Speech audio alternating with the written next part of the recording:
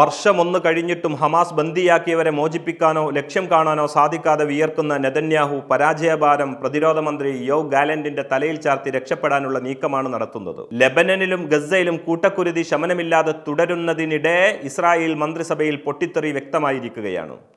പ്രതിരോധ മന്ത്രി സ്ഥാനത്ത് നിന്ന് യോവ് ഗാലന്റിനെ പ്രധാനമന്ത്രി ബെഞ്ചമിൻ നെതന്യാഹു പുറത്താക്കി. ഗാലന്റിന്റെ വിശ്വാസ്യതയ്ക്ക് കോട്ടം തട്ടിയെന്നാണ് നെതന്യാഹു പറയുന്നത്. സൈനിക ഓപ്പറേഷനുകൾ കൈകാര്യം ചെയ്യുന്നതിൽ വീഴ്ചയുണ്ടായെന്നും അതിനാൽ പുറത്താക്കുകയാണെന്നും പ്രധാനമന്ത്രിയുടെ ഓഫീസ് പറഞ്ഞതായാണ് റിപ്പോർട്ടുകൾ വ്യക്തമാക്കുന്നത്. ഗാലന്റിന്റെ വിശ്വാസ്യതയ്ക്ക് കോട്ടം തട്ടി. അദ്ദേഹത്തിന് നിരവധി വീഴ്ചകൾ സംഭവിച്ചു. ഗസയിലും ലെബനനിലും യുദ്ധം കൈകാര്യം ചെയ്യുന്നത് സംബന്ധിച്ച് താനും ഗാലന്റും തമ്മിൽ അഭിപ്രായ വ്യത്യാസം ഉണ്ടായിട്ടുണ്ടെന്നും നെതന്യാഹു വിശദീകരിക്കുന്നു.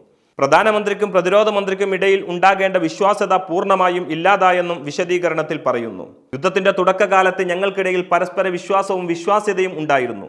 നിർഭാഗ്യവശാൽ ഇത് അവസാന കാലത്തേക്കുണ്ടായില്ല. മന്ത്രിസഭാ തീരുമാനങ്ങൾക്കെതിരെ ഗാലന്റ് പ്രവർത്തിച്ചു, നെതന്യാഹു പറഞ്ഞതായി ടൈംസ് ഓഫ് ഇസ്രായേൽ റിപ്പോർട്ട് ചെയ്യുന്നു. 2019 മുതൽ നെതന്യാഹുവിന്റെ മന്ത്രിസഭയിലുള്ള ഗാലന്റിന്റെ പകരക്കാരനായി നിലവിലെ വിദേശകാര്യമന്ത്രി ഇസ്രായേൽ കാറ്റ്സാണ് പ്രതിരോധ മന്ത്രി സ്ഥാനത്തേക്ക് എത്തുന്നത്. കാറ്റ്സിന് പകരം ഗിദിയോൻ സർ പുതിയ വിദേശകാര്യമന്ത്രിയാകും. ഇസ്രായേലിന്റെ സുരക്ഷയ്ക്കായി ഇനിയും നിലകൊള്ളുമെന്നും അതാണ് തന്റെ ജീവിത ദൗത്യമെന്നും നടപടിക്ക് പിന്നാലെ ഗാലന്റ് എക്സിലൂടെ പ്രതികരിച്ചു. ഗസക്ക് പിന്നാലെ ലെബനനിലും കൂട്ടക്കുരുതി ആരംഭിച്ച നെതന്യാഹുവിന് മുന്നറിയിപ്പുമായി ഗാലന്റ് അയച്ച കത്ത് പുറത്തു വന്നിരുന്നു. ഇസ്രായേലിന്റെ യുദ്ധതന്ത്രങ്ങൾക്ക് വ്യക്തമായ ദിശയില്ലെന്നും ലക്ഷ്യങ്ങൾ പുതുക്കി നിശ്ചയിക്കണമെന്നും രഹസ്യ കത്തിൽ അദ്ദേഹം പറഞ്ഞു. ചാനൽ 13 പുറത്തുവിട്ട കത്തിലെ വിവരങ്ങൾക്ക് വലിയ വാർത്താ പ്രാധാന്യമാണ് ലഭിച്ചത്.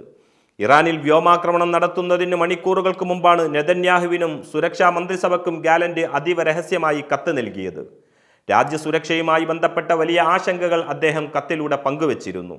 ഇസ്രായേലിനുള്ള ഭീഷണികൾ വർദ്ധിക്കുകയാണെന്ന് അദ്ദേഹം കത്തിൽ ചൂണ്ടിക്കാട്ടി. എന്നാൽ യുദ്ധലക്ഷ്യങ്ങൾക്ക് വേഗമില്ലെന്ന് വിമർശിച്ചതോടൊപ്പം ഇത് മന്ത്രിസഭാ തീരുമാനങ്ങൾ പാളുന്നതിന് കാരണമാകുമെന്ന മുന്നറിയിപ്പും ഗാലന്റ് നൽകിയിരുന്നു. യുദ്ധത്തിൽ വ്യക്തമായ തീരുമാനങ്ങളും പുതുക്കിയ ലക്ഷ്യങ്ങളും നിർണ്ണയിക്കാതെ മുന്നോട്ടു പോകുന്നത് സൈനിക നടപടിയെയും മന്ത്രിസഭാ തീരുമാനങ്ങളെയും ബാധിക്കുന്നുണ്ട്.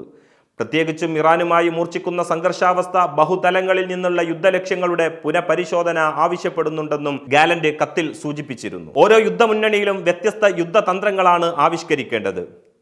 ഗസയിൽ ഭീഷണികളില്ലാത്ത സാഹചര്യം സൃഷ്ടിക്കുകയും ഭീകരവാദികളുടെ വളർച്ച നിർത്തലാക്കുകയും വേണമെന്നാണ് അദ്ദേഹത്തിന്റെ വാദം. എല്ലാ ബന്ദികളുടെയും മടക്കം സുരക്ഷിതമാക്കണം. ഹമാസിനു ബദലായി ഒരു സിവിലിയൻ സർക്കാർ മാതൃക വളർത്തിക്കൊണ്ടുവരണമെന്നും ഗാലന്റ് മുന്നോട്ട് വെച്ചു നിർദ്ദേശമായി. ലെബനൻ അതിർത്തിയിൽ സുരക്ഷ ഉറപ്പാക്കി ജനങ്ങളെ താമസ സൗകര്യങ്ങളിലേക്ക് തിരികെ കൊണ്ടുവരണം. ഇറാൻ സംഘർഷം കൂടുതൽ രൂക്ഷമാകാതിരിക്കാൻ ശക്തമായ പ്രതിരോധം തുടരണം. വെസ്റ്റ് ബാങ്കിൽ ഭീകരവിരുദ്ധ പ്രവർത്തനങ്ങളിലൂടെ അക്രമ സാധ്യതകൾ അടിച്ചമർത്തണമെന്നും ഗാലന്റ് ആവശ്യപ്പെട്ടിരുന്നു. ഒക്ടോബർ 7 ഹമാസ് ആക്രമണത്തിന്റെ വാർഷികത്തിലും ഗാലന്റ് നെതന്യാഹുവിനെതിരെ ഒളിയമ്പെയ്തിരുന്നു. യുദ്ധതന്ത്രം പരാജയപ്പെടുകയും ചാരന്മാരെ തന്റെ ഓഫീസിൽ നിന്നും പിടികൂടുകയും ചെയ്തതിന്റെ ജാള്യത മറക്കാനുള്ള തന്ത്രമാണോ ഇത്? ഏതായാലും കുതന്ത്രങ്ങളുടെ തമ്പുരാക്കന്മാർ ആസൂത്രിതമായ ആക്രമണങ്ങൾ നടത്തുമ്പോഴും പാളയത്തിൽ പട ശക്തമാണെന്ന് വ്യക്തം. Waytonikah.com, the exclusive Muslim matrimonial site.